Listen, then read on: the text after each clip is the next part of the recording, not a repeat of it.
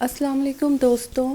और जैसा कि आप देख रहे हैं कि मेरी किचन में दोबारा एंट्री हो चुकी है और आज मैं बनाने जा रही हूँ जेली कस्टर्ड। और इस कस्टर्ड के लिए हमने लिया है जी ऑलपर्स का मिल्क, और ये है केक, प्लेन केक है जिसे हम कस्टर्ड में यूज़ करेंगे लेयरिंग के लिए। और इसके अलावा हम ऑलपर्स की क्रीम यूज़ करेंगे, आप कोई भी और ब्रांड की भी यूज़ कर सकते हैं। तो अब बहुत ज़्यादा ऑलपर्स की मशहूरी हो गई है। तो अच्छा जी, आज की जो आपका वीडियो का टाइटल है उससे पता चल गया होगा कि आज हम किस बारे में बात करने वाले हैं। बैकग्राउंड में मेरी बात चलेगी और आपके सामने वीडियो में है जो कुकिंग होती रहेगी। अच्छा जी, मैं आपसे बात करूंगी आज जहेज़ के बारे में और एक एक्सपीरियंस के बारे में जो कि मुझे रिसेंटली हुआ। मेरी जो मेड है उसकी बेटी की शादी है और वो बहुत ज़्यादा परेशान थे जहेज़ की खातिर कि हमने जहेज़ इकट्ठा करना है। अब यहाँ पे मेरे लिए एक बहुत हैरानकुन बात ये थी कि उनकी फैमिली में वो मतलब मेरी मेड अपने भाई के घर अपनी बेटी दे रही है, सगे भाई यानी मामू के घर वो लड़की जा रही है। और उनकी फैमिली में ये रिवाज है कि जब तक लड़की वाले सारा जहेज़ इकट्ठा नहीं कर लेते और लड़के वालों को बुला के दिखाते हैं कि भी देखिए हमने सारा जहेज़ इकट्ठा कर लिया है, अब हम शादी के लिए पूरी तरह रेडी है, तब तक लड़के वाले शादी की डेट नहीं देते। ये रिवाज है या ये उनका तरीका है। मतलब आप हिसाब लगा सकते हैं कि एक तो वो इतने गरीब लोग हैं, लोगों के घर काम करते हैं और मेहनत करने वाले लोग हैं, मांगने वाले लोग भी नहीं हैं। सबसे ज़्यादा तकलीफ़ मुझे इस बात की होती है कि देखो ये मांगने वाले नहीं हैं, ये सफ़ेद पोश लोग हैं, मेहनत करके कमाने वाले लोग हैं। अगर ये मांगने वाले ही हों तो ये खा भी मांग के ही लें। मगर जो लोग इज़्ज़त की ज़िंदगी बसर कर रहे हैं उन्हें भी बेटी के जहेज़ के लिए लोगों से मांगना पड़ रहा है। तो ये काम वो क्यों करते हैं? सिर्फ़ और सिर्फ लड़के वालों की प्रेशर की वजह से। अब यहाँ पे आप देख रहे हैं कि मैंने केक की लेयरिंग जो है वो लगा ली है। और अब इसमें यहाँ पे मैं आपको एक ट्रिक बताती हूँ। जब आपने कस्टर्ड बना रहे होते हैं ना, तो जब कस्टर्ड गाढ़ा हो जाता है मगर आप चूल्हा बंद नहीं करना, फ्लेम ऑन होगा, तो आपने क्रीम जो है ना वो उसके अंदर ऐड कर देनी है थोड़ी बहुत। उससे आपका कस्टर्ड इंतहाई क्रीमी बनेगा। अब ये पिछले दिनों जी मैंने एक अपना शीशे का बोल इसी चक्कर में तोड़ा है कि मैंने गरम गरम कस्टर्ड जो था वो शीशे के बोल में उंडेल दिया। और अब आप देख रहे हैं मैं यहाँ पे भी यही गलती दोबारा कर रही हूँ। तो जी हम बात कर रहे थे जहेज़ की लानत के बारे में कि लड़के वाले लड़की वालों को किस कदर ब्लैकमेल करते हैं। ये सिर्फ गरीब तबके में नहीं है, अमीर लोग भी यही करते हैं, मिडिल क्लास लोग भी यही करते हैं। जहेज़ जो है वो एक बहुत बड़ी हकीकत है, मगर हम इससे जान भी नहीं छुड़ा सकते। लोग जहेज़ देते हैं मगर अपने मुंह से मांग के जहेज़ लेना और मतलब लड़के वालों की डिमांड करना कि हमें ये भी दे दो, ये भी दे दो, फ़लाँ चीज़ भी नहीं है, ये बहुत ही गलत बात है। अब वो जो बेचारी औरत है जो मेरी हेल्पर है वो बहुत परेशान है और उसने इतना ज़्यादा जहेज़ इकट्ठा किया है। हमने बहुत मेहनत की है, जहाँ से भी जहाँ मुमकिन हो सका हर किसी से कह के खुद से, मतलब जैसे कैसे उसने जहेज़ इकट्ठा कर लिया है और लड़के वालों को यानी अपने सगे भाई को बुला के दिखाया है कि भी ये हमने जहेज़ इकट्ठा कर लिया है। अब उसके बाद भी वो बहुत से मसले पैदा कर रहे हैं कि फ़ैमिली में जो जो लोग नाराज़ हैं उनको भी बुलाओगे फिर हम शादी करेंगे। हर हद तक वो उन्हें ब्लैकमेल कर रहे हैं। अब यहाँ पे आप देख रहे हैं कि मैं स्पैगेटी जो है वो भी बना रही थी। ये चिकन जो था उसको मैंने काली मिर्च, नमक और सोया सॉस से मैरिनेट कर लिया था। अब जी हम दोबारा अपने कस्टर्ड की तरफ आ गए हैं। ये जो कस्टर्ड है इस पे मैं क्रीम की लेयर लगा रही हूँ दोबारा। मतलब अब मैंने इस पर स्ट्रॉबेरी कस्टर्ड बना लिया है और अब इसको जब ये थोड़ा सेट हो गया था तकरीबन आधे घंटे बाद, तो मैंने वनीला कस्टर्ड बना के इसके ऊपर उसकी लेयरिंग की थी। पर वो लेयरिंग करने से पहले मैं अच्छी तरह क्रीम लगा रही हूँ कि जो क्रीम है ना इसका बहुत अच्छा फ्लेवर आता है, बहुत अच्छा टेस्ट आता है कस्टर्ड में। कुछ लोग बीट करके भी लगाते हैं, आपकी अपनी मर्ज़ी, आप बीट करके लगाना चाहते हैं या बग़ैर बीट किए लगाना चाहते हैं। और ये जी हमारा वनीला कस्टर्ड जो है वो रेडी हो गया है। इसके अंदर भी मैंने क्रीम डाली थी और क्रीम डाल के इसको रेडी किया था। अच्छा जी, अब वापस आ जाते हैं जहेज़ की स्टोरी के बारे में। अब वो लोग जो मेड है वो बताती है कि जी उनके घर में कुछ भी नहीं है, उनके घर में फ्रिज नहीं है, टीवी नहीं है, बेसिक इंसान की जो ज़रूरत की ज़िंदगी की चीज़ें हैं, वॉशिंग मशीन, कोई चीज़ भी नहीं है।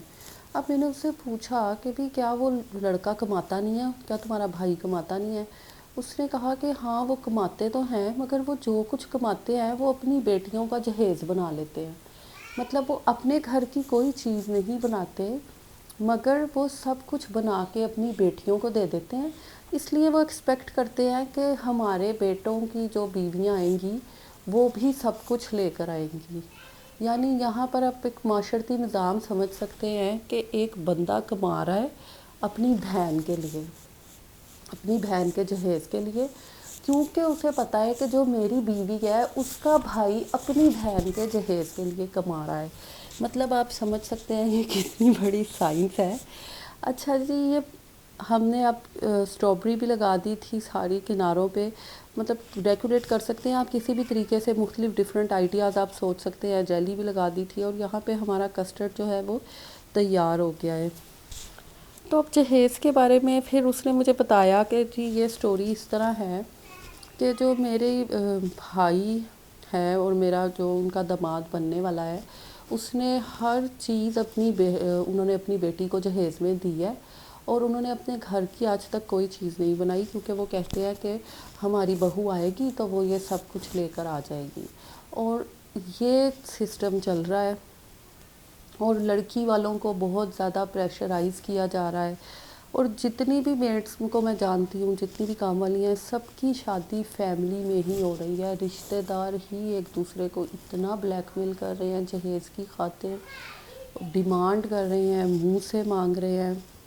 अच्छा जी, अब यहाँ पे आप देख रहे हैं कि मैं स्पैगेटी उबाल रही हूँ। स्पैगेटी भी मैं बना रही थी और ये स्पैगेटी जी मेरी हल्की सी जल भी गई थी। मैंने आंच तेज़ रखी हुई थी, मुझे समझ ही नहीं लगी थी, मगर फिर भी बचत हो गई थी। अब यहाँ पे मैं आपसे ना एक ट्रिक शेयर करूँगी। जब भी आपने सब्ज़ियों में नमक और चीनी डालना, नमक और काली मिर्च डालनी है ना फ्राई करते हुए स्पैगेटी के लिए, तो आपने उसमें, यहाँ पे अब आप देख रहे हैं मैं इसमें क्या क्या चीज़ें डालूँगी। चिली सॉस डालूँगी, सोया सॉस डालूँगी, ओरिगानो डालूँगी, केचप डालूँगी और एक अदद चिकन क्यूब डालूँगी। तो जी नमक मिर्च जो है, काली मिर्च और चीनी, 1 टीस्पून चीनी आपने सब्जियों में लाजमी डालनी है। उससे आपकी वेजिटेबल्स का कलर बिल्कुल भी ख़राब नहीं होगा, बहुत फ्रेश कलर आएगा। और ये जी स्पैगेटी हमारी बन रही है।